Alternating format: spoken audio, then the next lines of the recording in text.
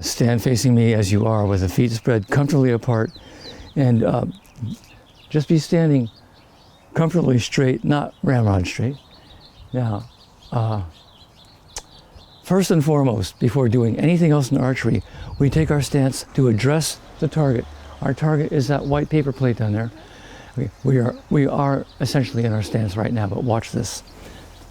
I'm laying this arrow on the deck here, right toward the target. Now watch my feet. This is the open stance. We could take what's called the standard stance, but it's better to stand open because it permits greater ease in addressing the target. Okay, so just watch and listen for now. Don't copy yet what I do. The body faces forward, only the head turns toward the target. Okay, now watch that again. There is nothing strenuous going on like this. All it is a simple turn of the head. Now, with my eyes fixed on the center of that plate, so I'm not just looking vaguely at it, I extend my bow arm out like this with the palm down. Now I rotate the wrist, so the thumb ends up on top, and that is the position of the arm and the hand with which we hold the bow. This bow arm that I'm pointing to, Mira, is not hyperextended, neither is it bent.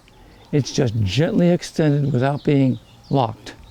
Then, using the first 3 fingers of the other hand, we draw the string, the bow back. Watch where I stop drawing to. I happen to stop drawing about mid-jaw, directly beneath the eye, but under the jaw. The top finger even touches the jaw. When we come home to the anchor point, we want to be touching something solid and definite, rather than coming back and floating in space. We don't just hang in midair. Okay. Watch the draw again. This time watch this forearm, and especially this elbow. Watch as the arm comes back, how the elbow rises slightly in back. Not high, but not level. And it's not down like this. All right. Body faces forward, only the head turns. With my eyes fixed on the center of the plate, I let a breath in. And as I continue breathing, I pantomime drawing. Watch my head, and watch the head. Throughout the entire draw and release, the head remains where it is. There's no need to do this. There's no need to do this. This belongs more to the realm of gunpowder, like musket or rifle. If we do this with archery, watch what happens. There's this going on. There's already so much tension in archery. The less we can have, the better. Okay, so leave your left foot where it is. Bring your right toe to the shaft. Okay, good. Yeah, excellent. Okay. Now, turn your head toward the target. Let a breath in, and as you continue breathing, extend your left, palm down. Good. Then rotate the wrists. Good. Now, keeping your eyes fixed on the center of the plate and using the first 3 fingers of your other hand, just pantomime or pretend like you're drawing back on a bow, and then touch your jaw. Yeah, do it again. Just draw back again, and come in. Okay, that's good. This is the handle of the bow. Lower limb, upper limb, string. Do you want a drink of water? No. Okay, good. When we hold the bow gently. Watch this hand. It is not tight. We never grasp the bow tightly. It's always gentle. This is the gentle art of drawing bow. Okay, notice how the archer begins with a bow down by the side like this. Not like this. Not like this. Just like this. String on the top, bow on the bottom. I let a breath in, looking at the center of the target. And as I continue breathing, I extend the bow arm out and draw up. Okay, now whenever drawing back an empty bow that has no arrow in it, we don't let go, we let down, like that. Were we to draw back the bow without an arrow and let go all at once, it shortens the lifespan of the bow. It could also break the bow. It could break the string. So be careful when you draw up without the arrow. Don't let go, let down. Okay? I want to show you a little illustration here. Oh yeah, okay, good. Of the classic Anglo-Saxon stance and draw. His feet are spread comfortably apart. The elbow is risen slightly, and his bow arm is extended. It's not locked, but it's not bent either, you know. It's just gently extended out there, yeah. That's a little shelf. My bow doesn't have a shelf. Yours happens to. Your hand can become a continuation of the shelf, if you like. So you're going to touch a string there, there. Oh, but okay, so, yeah, now, when we lay our fingers on the string, 3 fingers only, and relax them as much as you can. And it's like a butterfly landing upon a blade of grass. Very gentle. Don't worry, there will be enough tension when you draw back. Holding that bow gently, touching the string gently, and keeping your eyes fixed on the center of the target. Let a breath in. And as you continue breathing, go ahead and extend your left arm, bow arm, out toward the target and draw back. Let the elbow rise and back. Yes, very nice, very nice. And let down. Only draw back what's comfortable for you. And if that's all, that's fine. The arrow. This is the shaft. The point, the fletching or the feathers, and the nock, which is really a notch. Okay, now.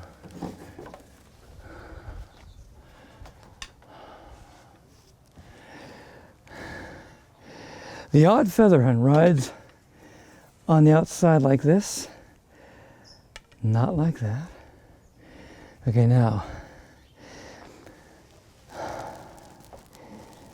when we hold the arrow, we don't have to have a lot of hand on the arrow. All we need is to have a thumb and forefinger on the nock with a thumb right in line with the odd feather. In the olden days, they called these the 2 hen feathers. This was the cock feather like the rooster. So it's like this, okay. Now notice how I have the bow down by my side in one hand, arrow down by the other. I'm holding them both gently. Now watch what the archer does here to knock the arrow to the string. I simply raise the bow level like a flat tabletop. It's about waist high. And it's not tilted. It's like a flat tabletop. I cross the arrow over, rest the shaft on the handle of the bow at my hand. It isn't here. It goes right against the hand to begin with. Odd feather facing the sky. And then I put the string into the nock. And we do want to have a square corner between the arrow and the string. Okay, so it's not going to be an obtuse or an acute angle, but a right angle, square, 90 degree, like the corner of a window. Okay, now, maintaining this bow in this level tabletop position, holding gently, very gently, like a butterfly landing upon a blade of grass. There is no need for any tension at this point. Don't worry, there will be enough tension when we draw back. Okay, so 3 fingers. The arrow goes between the first 2 fingers. And again, this is called the Mediterranean draw, or the Old English draw. The string crosses all 3 fingers between the first joint and the tip, not quite on the joint, and we don't wrap a lot of finger around it. The thumb and the little finger do not come into play. They stay out of it. Okay, all 3 fingers in the nock are flush, touching together. They don't squeeze, they just touch. Notice my hand is flat. It is not cupped, not even slightly, not even slightly. It's radically flat. Look at the wrist, it's straight. It is not bent. Now, there will have to be this, but there's never going to be a curled finger. The fingers never curl up. They remain curved like this, but they do not curl up. Only the head turns toward the target. With my eyes fixed on the center of the target, I let a breath in. And as I continue breathing and keeping my eyes fixed on the center of the plate, I extend the bow arm out toward the plate and draw up. God damn it. Okay, now, I'm not going to shoot because I would break the arrow, but you will, but not yet. I want to show you a little illustration here. Oh yeah, okay, good. Of the classic Anglo-Saxon stance and draw. His feet are spread comfortably apart. The elbow is risen slightly, and his bow arm is extended. It's not locked, but it's not bent either, you know. It's just gently extended out there, yeah. Lay your fingers on the string. Yeah, the 3 fingers, yeah, exactly, from beneath, exactly. Good, the little finger and the thumb, stay back, that's good. You don't want too much curl. Just they'll be curved but not curled. Yeah. String crosses all 3 fingers between the first joint and the tip. Between just between yes, love. That's good. Good on. Good. You have a nice flat continuum down the forearm, wrist, hand. There's nothing like this going on. Nothing. It's this. Okay. Now, turn your head toward the plate. And can you see it at all? Okay. Look at what you can and keep your eyes on it, and then take a breath. And as you continue breathing, go ahead and extend your bow arm out toward the plate and draw up. This will go up. And draw back only as little or as much as you like. And then let down. Don't let go. Excellent. Good. That's good. Okay. Pick up your arrow by the nock. Between the thumb and forefinger. Have your thumb right in line with the odd colored feather, which is that barred orange. Okay. Now, just hold it down by your side, like that. Right. Good. Just like that for now. Holding the bow gently, holding the arrow gently. Do as I do. Raise your bow level like a flat tabletop. Very good. Okay. And it's good to keep the string away from your body. It's never touching. Okay, good. Cross the arrow over on top. Rest the shaft of the arrow on the bow. Yeah. It will ride off of that shelf. Yeah, so you happen to have a shelf on your bow. That may be the only bow here that has a shelf. All the rest, it's the bow hand that is the shelf. You got it. And you've got a good square angle between the arrow and the string. Now, let go here. Yeah, that's good finesse right there, Mira, just to have that composure, to have that poise, just to hold it like that for now. Now, gently with those first 3 fingers, the arrow between the first, yes, not too much finger on it now. Just between the first joint and the tip. Let these 2 float back. That's good. You've got good curve in the fingers, so you can actually hold the string. Keeping your eyes fixed on the center of the plate, let a breath in. And as you continue breathing and keeping your eyes fixed on the center of the plate, go ahead and extend your bow arm out and draw up. And only draw back as little or as much as you like. Thumb stays off the string. Very good, nice. And let go. Okay, that's a good first release. That's very good, hon. You got it. I wish we had a lawn. Then you could really let fly. But that was beautiful. You didn't lose the arrow. You didn't break the arrow. And it's right there. And it was headed for the target. That was good. And that's good, yeah. You want to try it again? Okay. Yeah, go ahead. Yeah, you know what? Let me hold. Yeah, just out of habit. When we go to recover the arrows, we leave the bows back here, and that's good. Yeah, very good. Good to hold the arrow in mid shaft like that when you're carrying it. Thanks, 1 second. Okay, take your stance to address the target, and good. Hold this bow gently. Raise your bow level like a flat tabletop right toward the target, and go ahead and knock the arrow to the string. Rest the shaft. Oh, you're right, hon. That's the odd feather. Good, you're a step ahead of me. That's good. Okay, go ahead and put the string into the knock. What? Oh yeah, this is confusing. Let's see. No, the yellow one is odd. Oh, yeah. All three feathers are different. Okay, good, nice. You got a good square angle between the arrow and the string. Not that much finger on the string, just between the first joint and the tip. Good, yeah, that's good. These 2 just float back there like that. That's good. They all touch. They don't squeeze. Okay, now turn your head toward the plate. Looking at the center of it, breathe, and go ahead. Nice.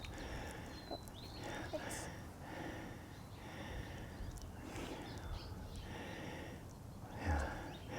And just let go. Very nice. And go ahead and recover your arrow. Yeah, you almost crossed your finger over the arrow. You didn't. 9 out of 10 kids want to do that. You haven't done it yet.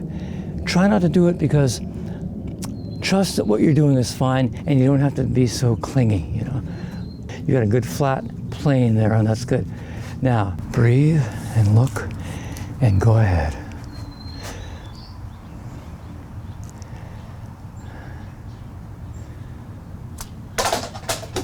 Good, hon. Go ahead and recover. Good. She's got it. Yeah, good.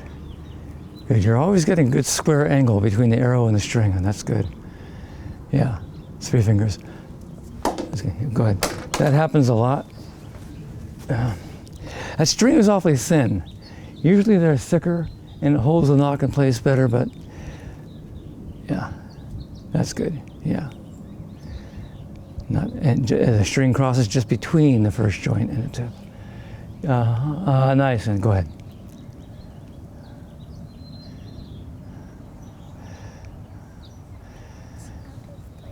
It is a little high, but it's okay.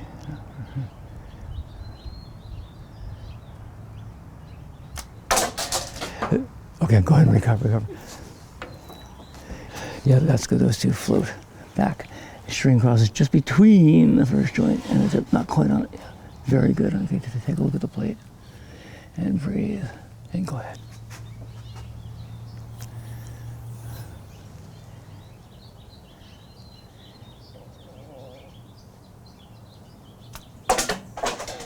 Now go ahead and recover. That's good. That's good. Now, your pulling's all going to be done back up in here, you know. Mm-hmm. Okay, now look at the plate, the center of it, and breathe. Go ahead. Okay, I'm glad that happened finally. It hadn't happened to you yet. That's unusual. It usually happens to everybody on their first try. That's the first time it happened to you. In the 25 years I've been teaching, I've never known this not to happen to anyone. It happens to everybody. This happens. And you can't, okay, all right, okay. Welcome to the club. All right. Look at these fingers, son. They're gently curved. I lay them on the string. They're still gently curved. They're still gently curved, but now if I curl them, watch. I curl the arrow, yeah.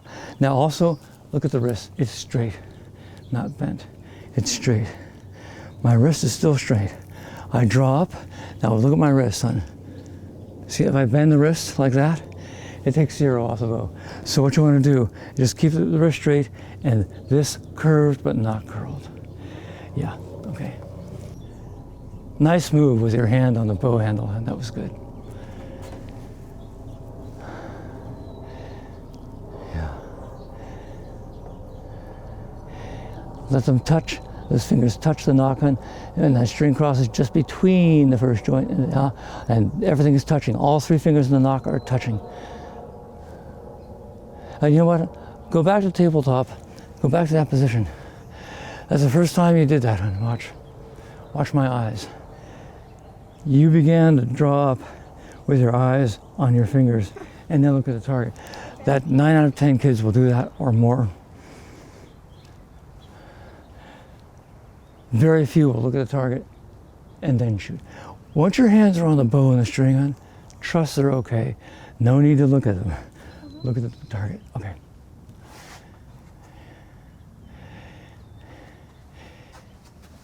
This bow, this upper limb of the bow is either 12 o'clock straight up or it can be towards 1 or 2 o'clock.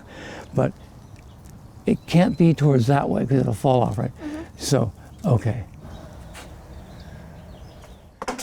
Miro, that was really good because you didn't draw back very far.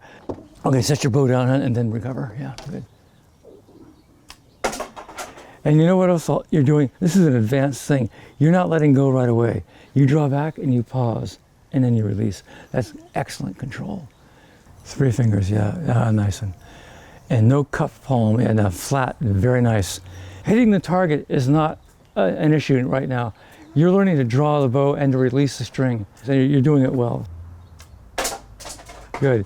And you notice, Mira, you have not missed that plate anyway by very much, and you're really in the ballpark there very well.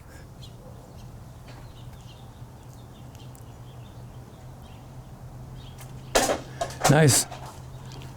Good. Yeah. Mira, you're welcome to keep going as long as you like. You know, you're consistent, hon. Your arrow is going down the same lane every time. You're not scattered all over the place. And every time you've missed that target, it's been to the left and not by much. It's good.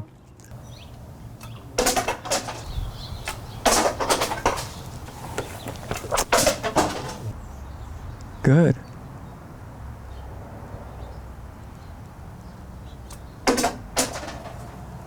You know, when we touch the feather, if we touch the feathers, then touch them briefly and only in the direction in which they grow, but don't, you know, they're not handles.